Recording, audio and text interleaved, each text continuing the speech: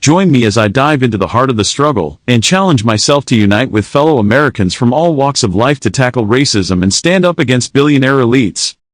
In today's America, it's clear that we're not all on the same playing field. The wealthy get wealthier, the poor get poorer, and the system seems rigged against us. But I want to talk about something that goes beyond just economic inequality. I want to talk about the intersection of racism and economic disparity, and how we, as poor Americans, can come together to fight back against the billionaire elites who are driving us further and further apart. The truth is, being poor in America is hard enough. But when you add racism to the mix, it becomes a constant uphill battle. From discriminatory lending practices to racial profiling, the deck is stacked against us. And on top of that, the wealthy elites use their influence to keep us in our place. They fund politicians who pass laws that benefit the rich, they own the media outlets that shape our narratives, and they use their power to silence our voices. But it's not just about the economic struggles. It's about the systemic racism that permeates every aspect of our lives. From the education system to the criminal justice system, we're faced with inequality at every turn. And the worst part is, it's often hidden behind a veil of subtlety. It's the assumption that we're not smart enough, or that we're not worthy of the same opportunities as our white counterparts. It's exhausting, and it's demoralizing. But here's the thing, we're not alone. We're not alone in our struggles, and we're not alone in our frustration. We're part of a long line of marginalized groups who have been fighting for justice and equality for centuries. From the civil rights movement to the labor movements of the early 20th century, we've seen time and time again that when we come together, we can achieve great things.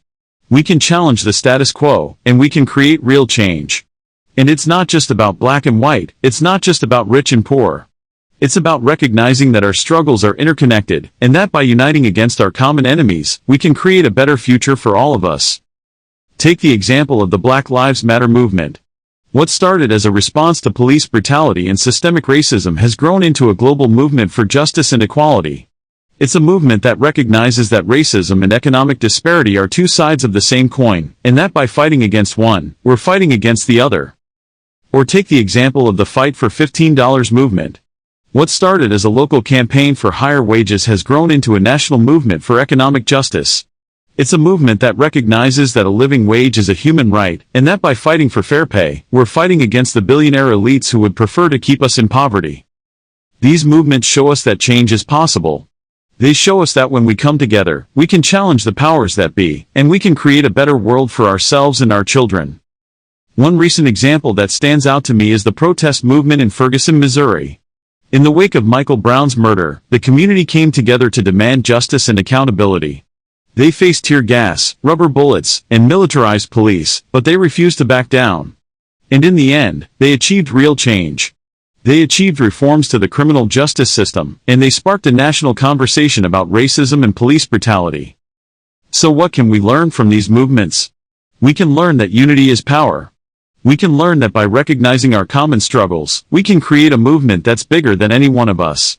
And we can learn that by challenging the billionaire elites, we can create a more just and equal society.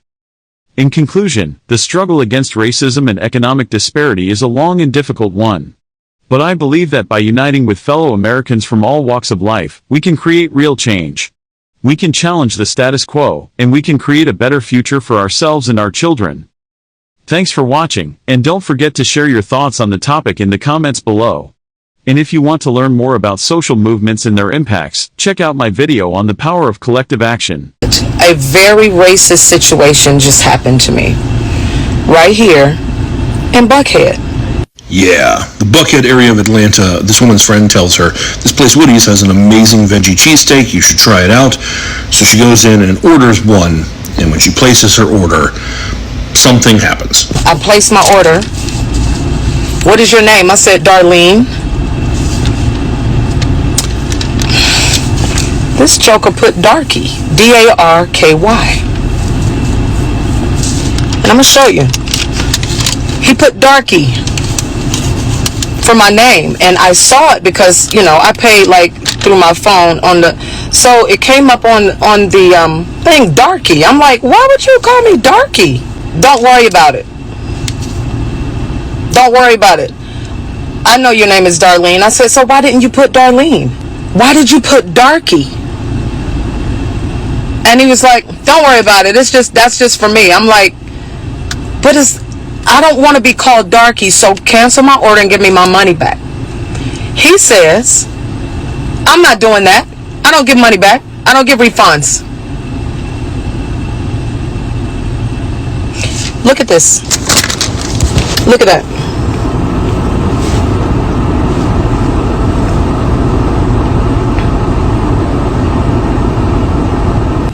When he called my name, he said, Darlene. I came up. I said, please give me my receipt. And he said, it's nothing. I mean, I just put darky just for me. I'm like, no, you put darky.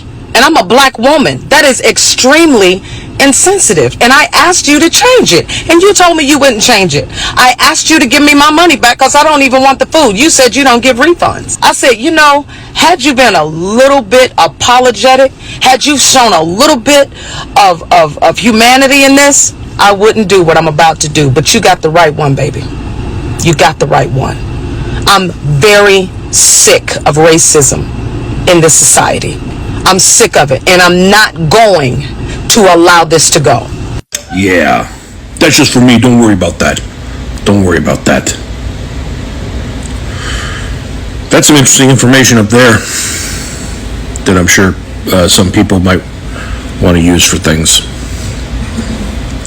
If you're in that area, maybe find anywhere else for a cheesesteak, because call me crazy, but when I order a delicious cheesesteak, a side of racism really doesn't taste good. Join me as I dive deep into the heart of America's political divide and challenge myself to uncover what's really fueling racism in our society. Racism in America's political landscape is a topic that can no longer be ignored. It's an issue that affects us all, whether we realize it or not, and has a profound impact on our society today. From the way we vote to the laws that are passed, racism plays a significant role in shaping our country's political agenda. Polarization in politics has become a defining feature of modern American politics, and at the heart of it lies the issue of race. Recent events have made it clear that race is inseparable from political affiliation, and it's an issue that has been steadily intensifying over the past few years. Take, for example, the heated debates surrounding immigration reform, where racial undertones are often evident. Or consider the backlash against Black Lives Matter, which has become increasingly politicized. These are just a few examples of how race has become a central factor in the way we approach politics. We've seen politicians use racial dog whistles to mobilize their base, exploiting deep-seated prejudices for political gain. This is evident in the way some politicians have responded to issues of police brutality, criminal justice reform, and even healthcare. It's a tactic that has been used time and time again, fueling the flames of racial tension and perpetuating a divisive political atmosphere. The consequences of this are far-reaching, and we're seeing it play out in our everyday lives. Communities are becoming increasingly segregated, and the lack of understanding and empathy between different racial groups is staggering. We're more divided than ever, and it's becoming clearer by the day that our political system is fundamentally broken. To understand how we got here, we need to delve into the historical context of racial tensions in America. From the civil rights movement to the Reagan era, America's racial landscape has undergone significant shifts, influencing the way we approach politics today. The legacy of slavery, Jim Crow laws, and institutional racism has created a complex web of racial politics that continues to shape our society. The way we approach issues like affirmative action, voting rights, and even urban planning all have their roots in this tumultuous history. In many ways, the modern Republican and Democratic parties have evolved as a response to these racial tensions. The Democratic Party, for example, has traditionally been seen as the party of civil rights, while the Republican Party has often been associated with law and order. However, these associations are oversimplifications, and the reality is far more nuanced. Both parties have, at times, exploited racial tensions for political gain, and both have been guilty of perpetuating systemic racism. But what does this mean for individuals? How does this complex web of racial politics affect real people's lives? That's where the story of Jasmine Rodriguez comes in.